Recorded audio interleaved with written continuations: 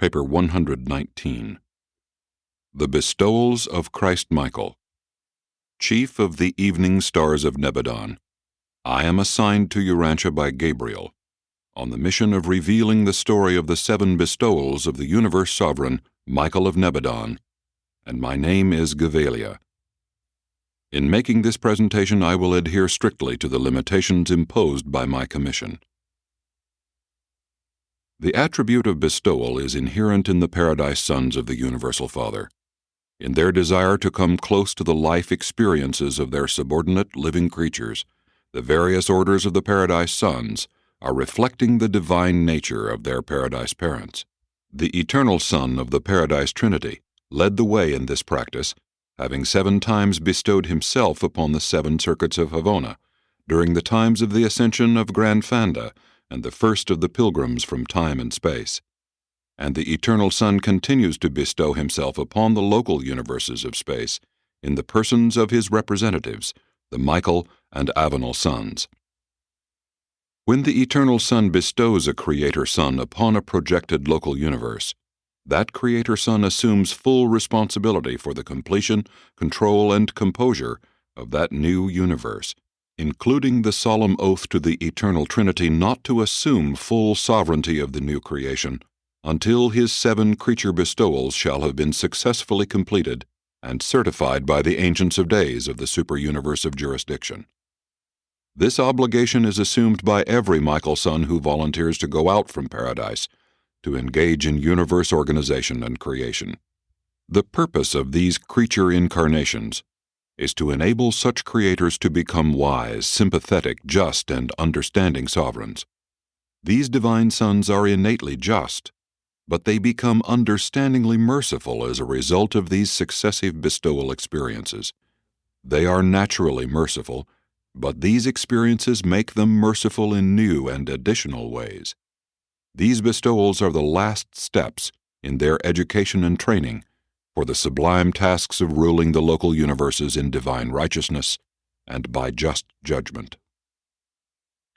Though numerous incidental benefits accrue to the various worlds, systems, and constellations, as well as to the different orders of universe intelligences affected and benefited by these bestowals, still they are primarily designed to complete the personal training and universe education of a Creator Son himself. These bestowals are not essential to the wise, just, and efficient management of a local universe, but they are absolutely necessary to a fair, merciful, and understanding administration of such a creation, teeming with its varied forms of life and its myriads of intelligent but imperfect creatures. The Michael Sons begin their work of universe organization with a full and just sympathy for the various orders of beings whom they have created. They have vast stores of mercy for all these differing creatures, even pity for those who err and flounder in the selfish mire of their own production. But such endowments of justice and righteousness will not suffice in the estimate of the Ancients of Days. These triune rulers of the super-universes will never certify a Creator Son as universe sovereign until he has really acquired the viewpoint of his own creatures by actual experience in the environment of their existence, and as these very creatures themselves. In this way, such sons become intelligent and understanding rulers. They come to know the various groups over which they rule and exercise universe authority. By living experience, they possess themselves of practical mercy, fair judgment, and the patience born of experiential creature existence. The local universe of Nebadon is now ruled by a Creator Son who has completed his service of bestowal. He reigns in just and merciful supremacy over all the vast realms of his evolving and perfecting universe. Michael of Nebadon is the 611,121st bestowal of the Eternal Son upon the universes of time and space, and he began the organization of your local universe about 400 billion years ago. Michael made ready for his first bestowal adventure about the time Urantia was taking on its present form, 1 billion years ago. His bestowals have occurred about 150 million years apart, the last taking place on Urantia 1900 years ago. I will now proceed to unfold the nature and character of these bestowals as fully as my commission permits. 1. The first bestowal. It was a solemn occasion on Salvington almost 1 billion years ago when the assembled directors and chiefs of the universe of Nebadon heard Michael announce that his elder brother, Emmanuel, would presently assume authority in Nebadon, while he, Michael, would be absent on an unexplained mission. No other announcement was made about this transaction, except that the farewell broadcast to the Constellation Fathers, among other instructions, said, "And for this period I place you under the care and keeping of Emmanuel, while I go to do the bidding of my Paradise Father." After sending this farewell broadcast, Michael appeared on the dispatching field of Salvington, just as on many previous occasions when preparing for departure to Uversa or Paradise, except that he came alone. He concluded his statement of departure with these words, "I leave you but for a short season. Many of you I know would go with me, but whither I go, you cannot come. That which I am about to do, you cannot do. I go to do the will of the Paradise deities, and when I have finished my mission and have acquired this experience, I will return to my place among you." And having thus spoken, Michael of Nebadon vanished from the sight of all those assembled, and did not reappear for 20 years of standard time. In all Salvington, only the divine minister and Emmanuel knew what was taking place, and the Union of Days shared his secret only with the chief executive of the universe, Gabriel, the bright and morning star. All the inhabitants of Salvington and those dwelling on the constellation and system headquarters worlds assembled about their respective receiving stations for universe intelligence, hoping to get some word of the mission and whereabouts of the Creator Son. Not until the 3rd day after Michael's departure was any message of possible significance received. On this day, a communication was registered on Salvington from the Melchizedek sphere, the headquarters of that order in Nebadon, which simply recorded this extraordinary and never before heard of transaction. At noon today there appeared on the receiving field of this world a strange Melchizedek son, not of our number, but wholly like our order. He was accompanied by a solitary omniaphim, who bore credentials from Uversa and presented orders addressed to our chief, derived from the Ancients of Days, and concurred in by Emmanuel of Salvington, directing that this new Melchizedek son be received into our order and assigned to the emergency service of the Melchizedeks of Nebadon. And it has been so ordered, it has been done. And this is about all that appears on the records of Salvington regarding the first Michael bestowal. Nothing more appears until after 100 years of Urantia time, when there was recorded the fact of Michael's return and unannounced resumption of the direction of universe affairs. But a strange record is to be found on the Melchizedek world, a recital of the service of this unique Melchizedek son of the emergency corps of that age. This record is preserved in a simple temple which now occupies the foreground of the home of the Father Melchizedek, and it comprises the narration of the service of this transitory Melchizedek son in connection with his assignment to 24 missions of universe emergency. And this record, which I have so recently reviewed, ends thus. And at noon on this day, without previous announcement and witnessed by only 3 of our brotherhood, this visiting son of our order disappeared from our world as he came, accompanied only by a solitary omniaphim. And this record is now closed with the certification that this visitor lived as a Melchizedek. In the likeness of a Melchizedek he worked as a Melchizedek, and he faithfully performed all of his assignments as an emergency son of our order. By universal consent, he has become chief of Melchizedeks, having earned our love and adoration by his matchless wisdom, supreme love, and superb devotion to duty. He loved us, understood us, and served with us, and forever we are his loyal and devoted fellow Melchizedeks. For this stranger on our world has now eternally become a universe minister of Melchizedek nature. And that is all I am permitted to tell you of the first bestowal of Michael. We of course fully understand that this strange Melchizedek who so mysteriously served with the Melchizedeks a billion years ago, was none other than the incarnated Michael on the mission of his first bestowal. The records do not specifically state that this unique and efficient Melchizedek was Michael, but it is universally believed that he was. Probably the actual statement of that fact cannot be found outside of the records of Sonarrington, and the records of that secret world are not open to us. Only on this sacred world of the divine sons are the mysteries of incarnation and bestowal fully known. We all know of the facts of the Michael bestowals, but we do not understand how they are effected. We do not know how the ruler of a universe, the creator of the Melchizedeks, can so suddenly and mysteriously become one of their number, and as one of them, live among them and work as a Melchizedek son for 100 years. But it so happened. 2. The second bestowal. For almost 150 million years after the Melchizedek bestowal of Michael, all went well in the universe of Nebadon when trouble began to brew in System 11 of Constellation 37. This trouble involved a misunderstanding by a Lanonandek son, a system sovereign, which had been adjudicated by the Constellation Fathers and approved by the Faithful of Days, the Paradise Counselor to that constellation. But the protesting system sovereign was not fully reconciled to the verdict. After more than 100 years of dissatisfaction, he led his associates in one of the most widespread and disastrous rebellions against the sovereignty of the Creator Son ever instigated in the universe of Nebadon, a rebellion long since adjudicated and ended by the action of the Ancients of Days on Uversa.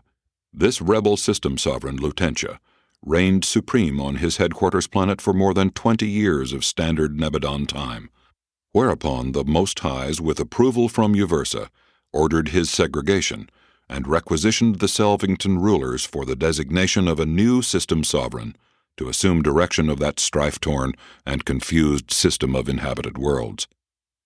Simultaneously with the reception of this request on Selvington, Michael initiated the second of those extraordinary proclamations of intention to be absent from the universe headquarters for the purpose of doing the bidding of my Paradise Father, promising to return in due season and concentrating all authority in the hands of his Paradise brother, Emmanuel, the Union of Days. And then, by the same technique observed at the time of his departure in connection with the Melchizedek bestowal, Michael again took leave of his headquarters sphere. 3 days after this unexplained leave-taking, there appeared among the reserve corps of the primary Lanonandek sons of Nebadon a new and unknown member. This new son appeared at noon, unannounced and accompanied by a lone tertiaphim, who bore credentials from the Uversa Ancients of Days, certified by Emmanuel of Selvington, directing that this new son be assigned to System 11 of Constellation 37 as the successor of the deposed Urantia, and with full authority as acting system sovereign pending the appointment of a new sovereign. For more than 17 years of universe time, this strange and unknown temporary ruler administered the affairs and wisely adjudicated the difficulties of this confused and demoralized local system. No system sovereign was ever more ardently loved or more widespreadly honored and respected.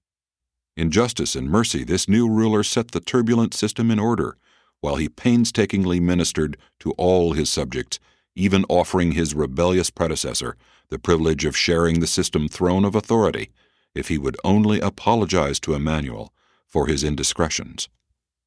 But Urantia spurned these overtures of mercy, well knowing that this new and strange system sovereign was none other than Michael, the very universe ruler whom he had so recently defied.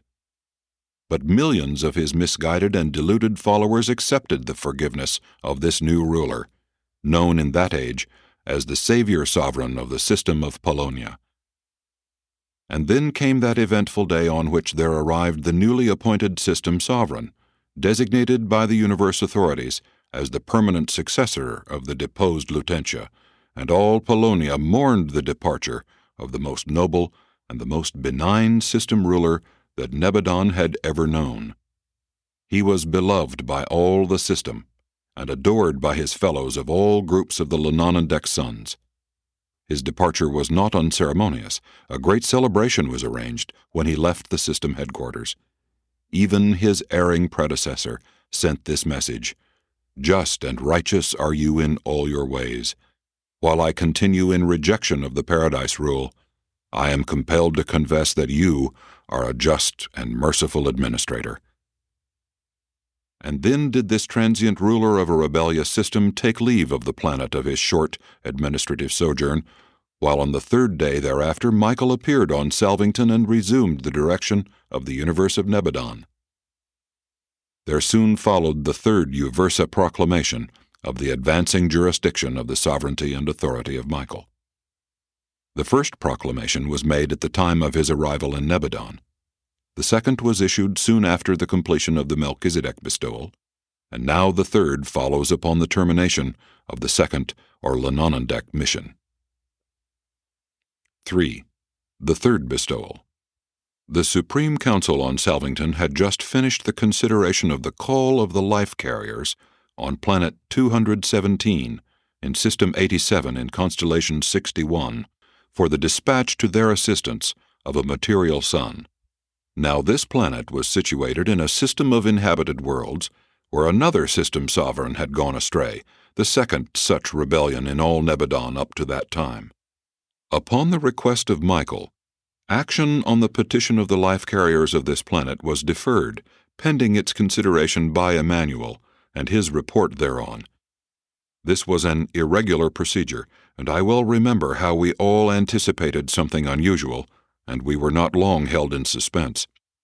Michael proceeded to place universe direction in the hands of Emmanuel, while he entrusted command of the celestial forces to Gabriel, and having thus disposed of his administrative responsibilities, he took leave of the Universe Mother Spirit and vanished from the dispatching field of Salvington precisely as he had done on 2 previous occasions.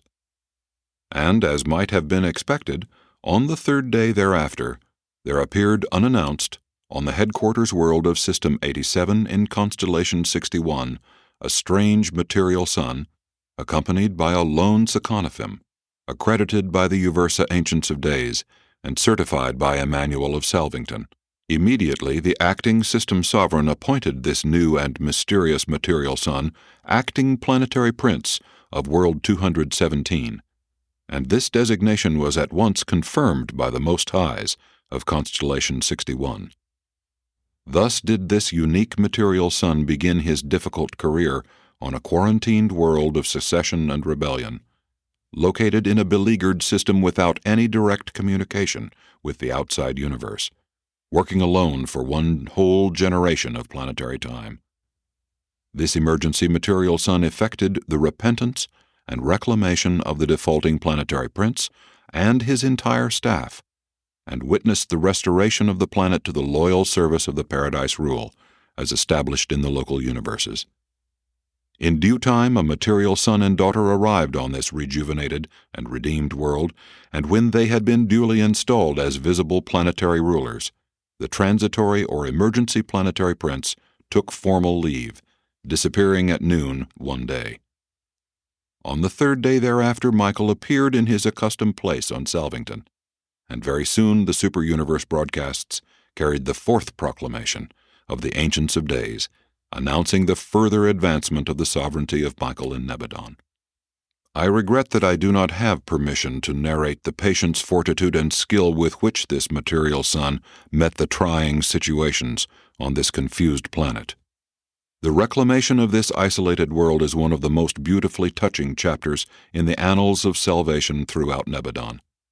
By the end of this mission, it had become evident to all Nebadon as to why their beloved ruler chose to engage in these repeated bestowals in the likeness of some subordinate order of intelligent being. The bestowals of Michael as a Melchizedek son, then as a Lenonendek son, and next as a material son, are all equally mysterious and beyond explanation. In each instance, he appeared suddenly, and as a fully developed individual of the bestowal group.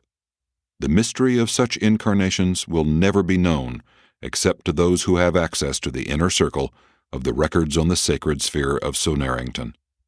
Never since this marvelous bestowal as the planetary prince of a world in isolation and rebellion have any of the material sons or daughters in Nebadon been tempted to complain of their assignments, or to find fault with the difficulties of their planetary missions. For all time, the material sons know that in the Creator Son of the universe, they have an understanding sovereign and a sympathetic friend, one who has in all points been tried and tested, even as they must also be tried and tested. Each of these missions was followed by an age of increasing service and loyalty among all celestial intelligences of universe origin, while each succeeding bestowal age was characterized by advancement and improvement in all methods of universe administration and in all techniques of government. Since this bestowal, no material son or daughter has ever knowingly joined in rebellion against Michael. They love and honor him too devotedly ever consciously to reject him. Only through deception and sophistry have the Adams of recent times been led astray by higher types of rebel personalities. 4. The fourth bestowal. It was at the end of one of the periodic millennial roll calls of Uversa that Michael proceeded to place the government of Nebadon in the hands of Emmanuel and Gabriel, and, of course, recalling what had happened in times past following such action, we all prepared to witness Michael's disappearance on his fourth mission of bestowal, and we were not long kept waiting, for he shortly went out upon the Salvington dispatching field and was lost to our view. On the third day after this bestowal disappearance, we observed in the universe broadcasts to Uversa this significant news item from the seraphic headquarters of Nebadon, reporting the unannounced arrival of an unknown seraphim, accompanied by a solitary supernaphim and Gabriel of Salvington. This unregistered seraphim qualifies as of the Nebadon order and bears credentials from the Uversa Ancients of Days, certified by Emmanuel of Salvington. This seraphim tests out as belonging to the supreme order of the angels of a local universe, and has already been assigned to the corps of the teaching counselors.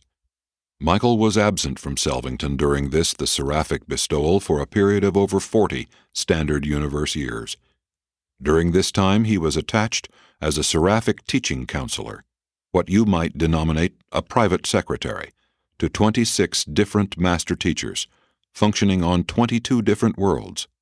His last or terminal assignment was as counselor and helper attached to a bestowal mission of a Trinity teacher son on World 462 in System 84 of Constellation 3 in the universe of Nebadon.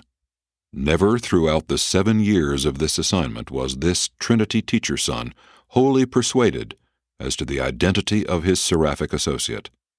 True, all seraphim during that age were regarded with peculiar interest and scrutiny. Full well we all knew that our beloved sovereign was abroad in the universe, disguised as a seraphim, but never could we be certain of his identity. Never was he positively identified until the time of his attachment to the bestowal mission of this Trinity teacher son. But always throughout this era were the supreme seraphim regarded with special solicitude, lest any of us should find that we had unawares been host to the sovereign of the universe on a mission of creature bestowal. And so it has become forever true concerning angels, that their creator and ruler has been in all points tried and tested in the likeness of seraphic personality. As these successive bestowals partook increasingly of the nature of the lower forms of universe life, Gabriel became more and more an associate of these incarnation adventures, functioning as the universe liaison between the bestowed Michael and the acting universe ruler, Emmanuel. Now has Michael passed through the bestowal experience of 3 orders of his created universe sons, the Melchizedeks, the Lenonandeks, and the material sons. Next, he condescends to personalize in the likeness of angelic life, as a supreme seraphim before turning his attention to the various phases of the ascending careers of his lowest form of will creatures, the evolutionary mortals of time and space. 5. The fifth bestowal. A little over 300 million years ago, as time is reckoned on Urantia, we witnessed another of those transfers of universe authority to Emmanuel, and observed the preparations of Michael for departure. This occasion was different from the previous ones, in that he announced that his destination was Uversa, headquarters of the super-universe of Orvonton. In due time, our sovereign departed, but the broadcasts of the super-universe never made mention of Michael's arrival at the courts of the Ancients of Days. Shortly after his departure from Salvington, there did appear in the Uversa broadcasts this significant statement. There arrived today an unannounced and unnumbered ascendant pilgrim of mortal origin from the universe of Nebadon, certified by Emmanuel of Salvington and accompanied by Gabriel of Nebadon. This unidentified being presents the status of a true spirit and has been received into our fellowship. If you should visit Uversa today, you would hear the recounting of the days when Eventod sojourned there, this particular and unknown pilgrim of time and space being known on Uversa by that name. And this ascending mortal, at least a superb personality in the exact likeness of the spirit stage of the ascending mortals, lived and functioned on Uversa for a period of 11 years of Orvonton Standard Time. This being received the assignments and performed the duties of a spirit mortal in common with his fellows from the various local universes of Orvonton. In all points he was tested and tried, even as his fellows, and on all occasions he proved worthy of the confidence and trust of his superiors, while he unfailingly commanded the respect and loyal admiration of his fellow spirits. On Salvington we follow the career of this spirit pilgrim with consummate interest, knowing full well, by the presence of Gabriel, that this unassuming and unnumbered pilgrim spirit was none other than the bestowed ruler of our local universe.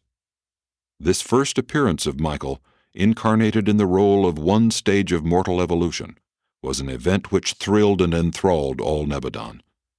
We had heard of such things, but now we beheld them.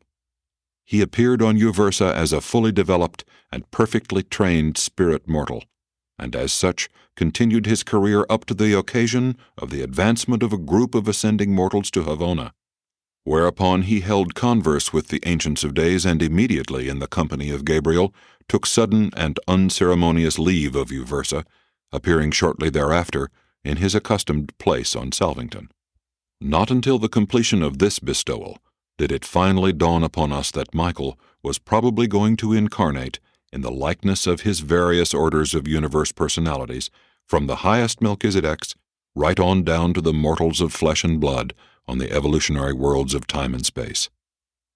About this time, the Melchizedek colleges began to teach the probability of Michael's sometime incarnating as a mortal of the flesh, and there occurred much speculation as to the possible technique of such an inexplicable bestowal.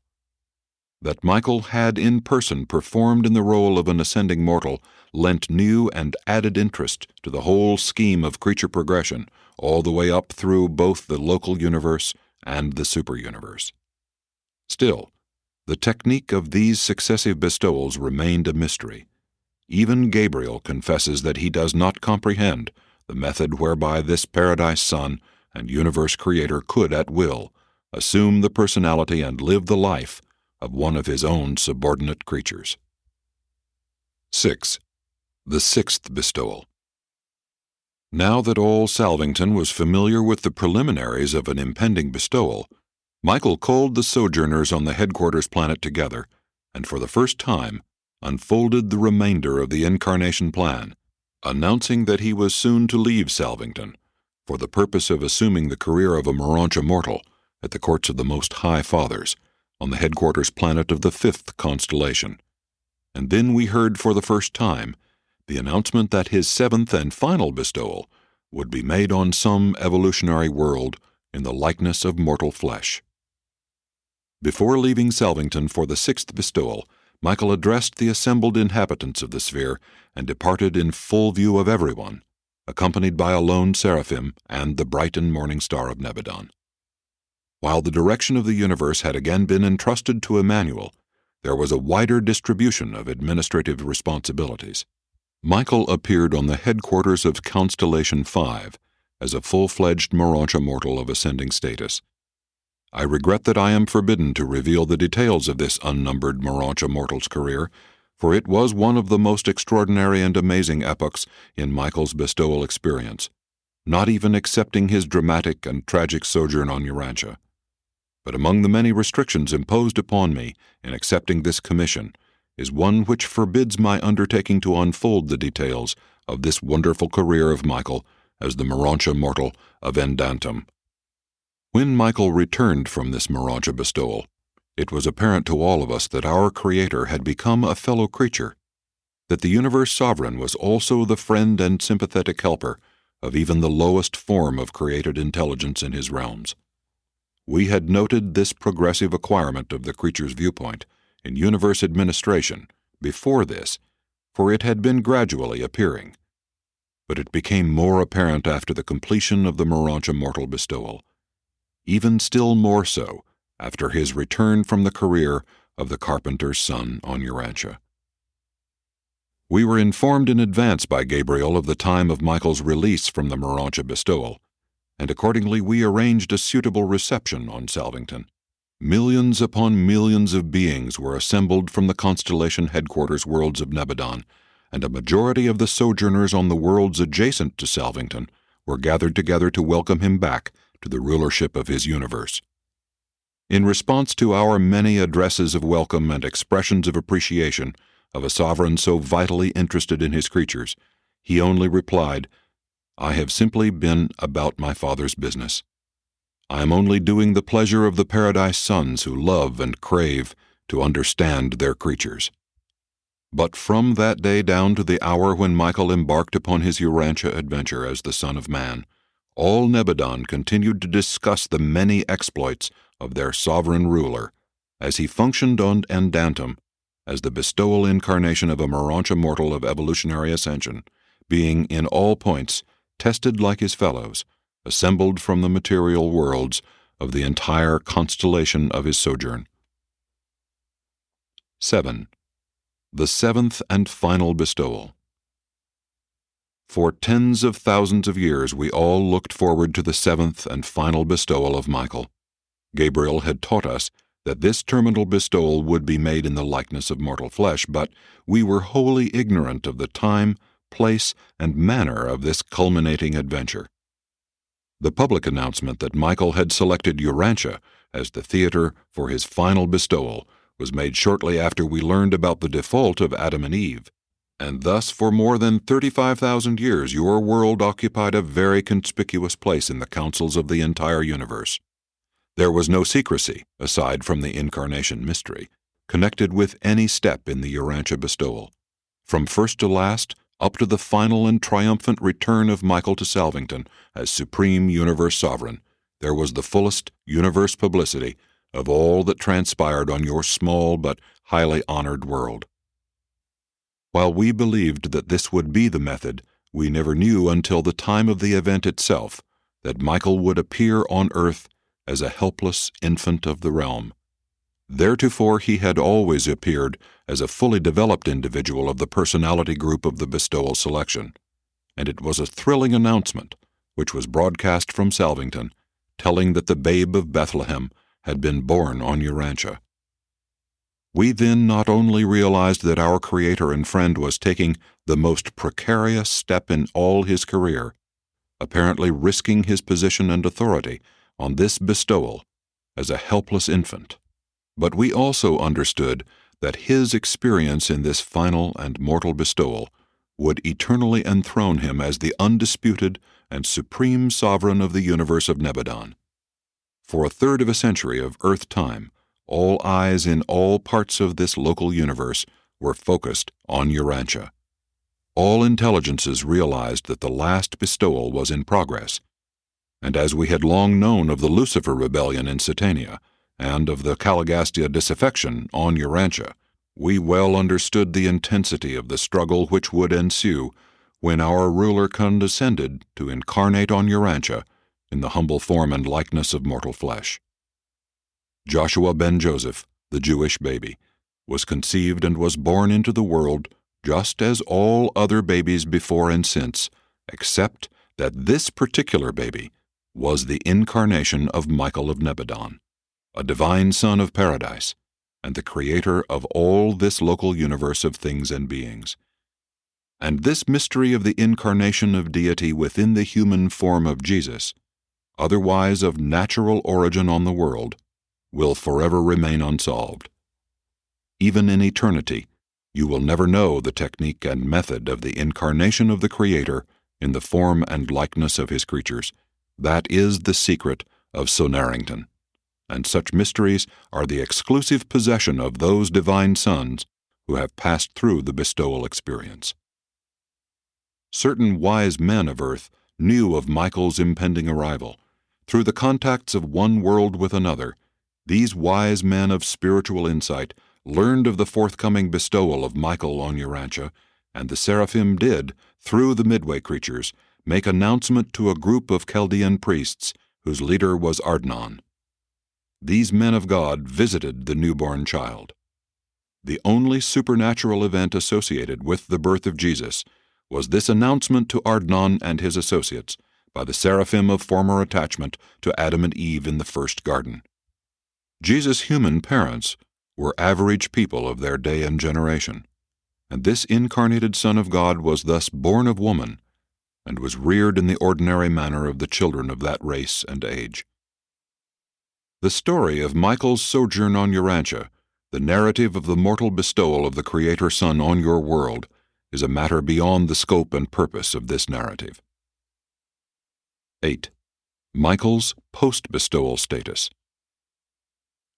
After Michael's final and successful bestowal on Urantia, he was not only accepted by the Ancients of Days as sovereign ruler of Nebadon, but he was also recognized by the Universal Father as the established director of the local universe of his own creation.